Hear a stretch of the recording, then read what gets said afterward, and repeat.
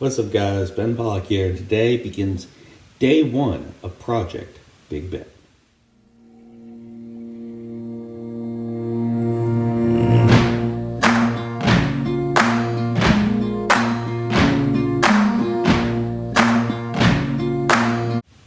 So, if you've been following me on Instagram, you know that over the past year, I've tried to drop down the 181 class, and I've had some real struggles, both mentally and physically, doing so. Primarily, I've had a lot of injuries, and I don't think that's in any way unusual or unexpected. When you're training hard and eating well below maintenance, you're pushing the limits, and these sorts of things are going to happen. But after really almost a full year of frustration, I'm ready to reinvent myself, so to speak. Now, I don't want you guys to think that I'm going to be a totally different person or that I'm trying to move up 5 weight classes or anything like that. This is more of a mental approach, a clean slate, right? And I think that's really, really important because a lot of times in sports, in business, in life, we put these limits on ourselves where we have an idea of who we are and we think that we're stuck that way. And I am certainly very guilty of that throughout the course of my life. But I've also had the strength to change that throughout my life. I originally in high school, I thought I was going to go into chemistry and be like a biologist or something. And I tried that out during an internship my senior year of high school, hated it, and ended up going to UVA for undergrad and studying finance. And then I worked in finance for a few years after that, hated it, moved across the country to work for Google. Google I didn't hate. Google was pretty fucking tight, but it still didn't make me happy. And so I quit Google and I went to the University of Texas to get my PhD in sport. And then I had that experience with my dissertation, decided to start my own business. So, it is possible to reinvent yourself in this way, and that's really what I'm trying to do in Project Big Ben. And I'm wearing this shirt on purpose, actually, because I wanted to tell you guys that this is not kind of a new goal for me in some ways. I actually bought this shirt in undergrad, and I got it double extra large, and this is when I weighed like $1.75. And I told myself I'm going to grow into this shirt, just like Arnold, right, where he wouldn't walk around in anything in shorts until he got decent calves. This was my goal. I was going to fill out this double extra medium shirt. And so it's something, being big and strong is something that's always appealed to me. And I think it's something that's always appealed to a lot of people. So it's an exciting plan. At the same time, I'm not going crazy with it. I am working with a nutritionist, Justin Harris of Troponin Nutrition. Dude is insanely smart. Another guy who's reinvented himself several times. And he's guided me along the way. And I'm going to share some of the details of that plan with you as we go. Yeah, man. I'm going to have some fun with it. So I hope you guys will join me along the way. We're going to start out with meal one. So I'm going to show you guys what I have to eat. The meal is actually supposed to be, this is my medium carb day. So it's supposed to be 100 grams of carbs, 50 grams of fat. That's a lot of fucking fat. 50 grams of protein. I don't have a huge appetite in the morning. So I'm subbing this with my last meal at night, which is a little bit smaller at 75 grams of carbs and 50 grams of protein. We also have 7 grams of added fats. Now, Justin prefers added fats like avocado, peanut butter, that sort of thing. I actually prefer to get my fats from animal sources as long as they're in small amounts, and 7 grams is a pretty small amount. So I'm going to do an egg yolk, and I'm going to do a little bit fattier cut of ground beef. I'm going to do 93% lean instead of 96% lean. So I'll show you guys what I'm eating. And while we do that, we can talk a little about my training plan. So let's start off cutting up this motherfucking potato. My training plan for the next 4 months or so at least is something that's going to allow me to get the hypertrophy in that I need to grow and to add a lot of muscle, while at the same time still giving me the flexibility to make sure that I'm training heavy and to make sure that I'm not totally fucking my leverages. That's honestly one of my big fears here, is that as I go, right, and as I gain a lot of weight, I'm going to really screw my leverages, because if you guys watch me, I have a pretty odd technique across the board Well, at least in the squat. And I've found that as I've grown and as I've shrunk, the squat has really suffered or benefited, as the case may be, because I lose that groove very easily. And so that's one of my concerns. And by training heavy every third week, right? This is something that Matt Wenning talked to me about. By training heavy every third week, I can kind of make sure that I'm on track for that. So that's the goal. I'll be doing a sort of modified conjugate program, which is pretty interesting for a raw lifter. But like I said, I've consulted with Matt Wenning on this, with the Kabuki guys, with Dave Tate, with Mike Teixeira, and all those guys were extremely helpful. They all helped me kind of formulate this plan that's, on the one hand, something that's proven and time tested to work with many, many lifters, many, many different situations, but on the other hand, is still unique to me. So I'm excited about that. Oven's preheated, so these potatoes are going in. We've got 175 grams of gold potatoes.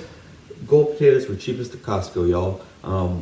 Stacy and I just moved to Virginia. Cost of food here is much, much more expensive in Austin.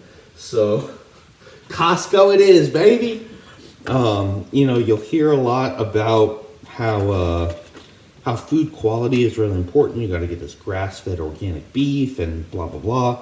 Man, either there's some really motherfucking rich bodybuilders out there, or food quality isn't all that important. And for me, it doesn't really matter, because I'm not all that fucking rich, so I can't have the best quality food for every freaking meal. I'd be eating about 500 calories a day instead of 5,000. Okay, so we're going with what we got. Costco egg whites, 3 servings. It's about 15 grams of protein. I'm gonna cook that with a little Pam, budget brand Pam. And where was it? Oh, conjugate program.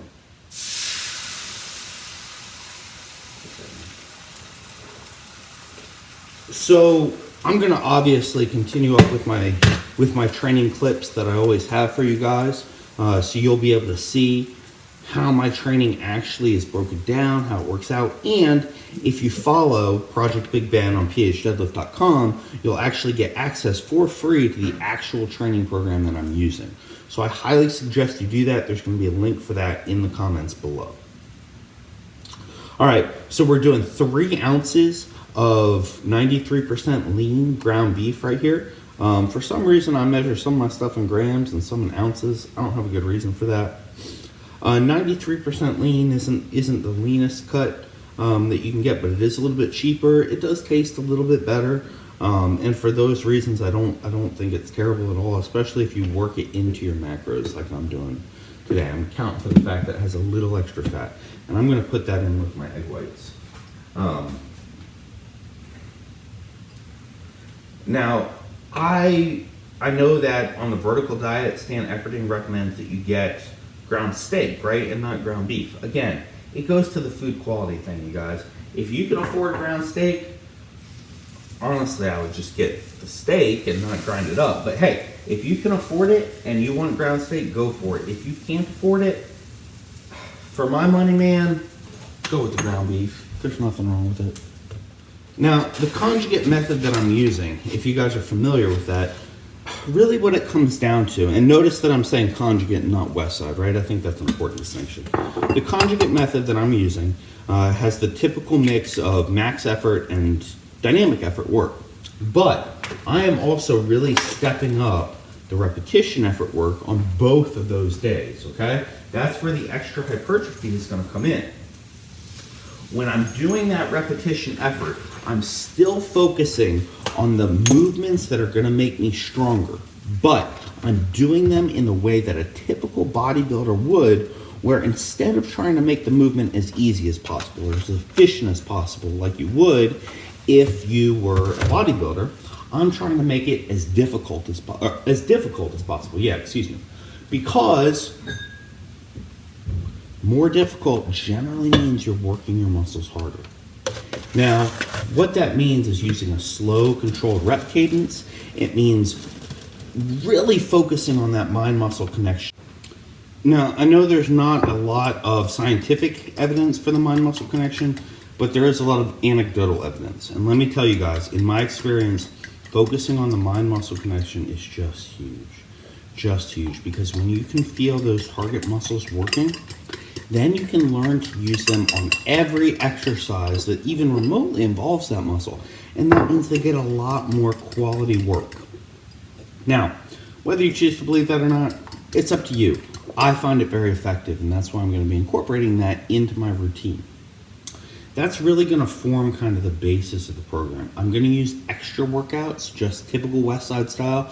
You can think of these as feeder workouts that Rich Piano talks about. I'm going to incorporate these just as West Side talks about, so I'm going to be doing, really starting with my triceps and doing band tricep extensions every day until I can get my fucking bench up to where it needs to be. But I think overall, it's a really solid plan, and I'm really proud of it because it took a long time to kind of come up with. It's conservative, which is something that I've often struggled with making my programs more conservative. And I think that it'll be really, really A, effective, and B, fun. And those are both crucial if you want to make progress in your training. So that's going to kind of wrap up the summary of Project Big Ben as I wrap up finishing my breakfast here. So we're finishing up. We've got 3/4 of a cup of raw oats with some almond milk. I use almond milk because I'm allergic to whey. I'm allergic to dairy. Not even lactose intolerant. I'm allergic to the milk protein, so can't have even a little bit. In case you're interested, I use beef protein isolate from True Nutrition when I use protein powders, which is fairly rare. I tend to stick to whole foods. And in addition to the oatmeal, we're making 1 whole egg, which is honestly just for the added fats. Honest to God, I really like egg whites. So if I was more of a fats guy, then I would just do all whole eggs probably. But I enjoy egg whites. I'm more of a low fat, high protein, high carb guy. And so that's, if that's what I enjoy, that's what works for me. That's the type of diet I'm going to follow. As part of this program, I will discuss some of the other typical diets that we see a lot of times in the lifting world. The vertical diet, obviously, extremely popular right now. Keto, lean gains, all that good stuff. If there's anything else that you guys want to know about, hear about, talk about, whatever, please, please, please let me know. It's really important that I make Project Big Ben fun not only for me, but for you. Until next time, think strong, train hard.